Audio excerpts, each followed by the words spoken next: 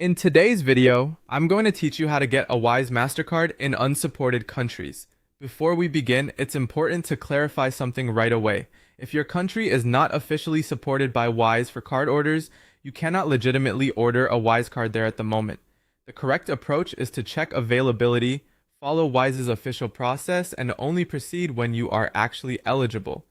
Start by visiting Wise's official card availability page. This is the best place to confirm whether Wise cards are currently offered in your country.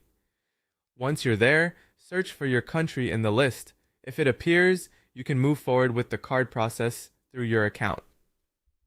If it doesn't appear, that means Wise is not currently issuing cards there, and there is no supported workaround to order one locally.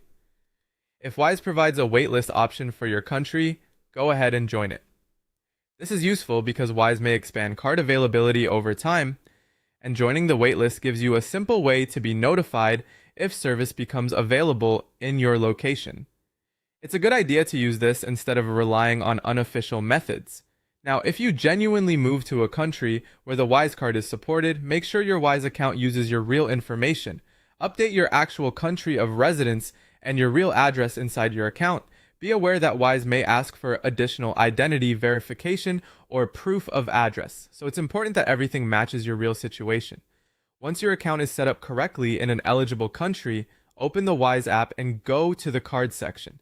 If your account qualifies, you should see an option that says Get a Card. That is the sign that your profile is eligible to continue. From there, follow the card order instructions carefully. Enter your genuine delivery details, review any fees that apply, and complete the request. Wise will verify your information before issuing the card, so accuracy matters here. Using correct details can help avoid delays or rejected applications. After ordering, you'll need to wait for delivery. The timing depends on the eligible country you are in. In some places, delivery may take only several working days, while in others it can take a few weeks.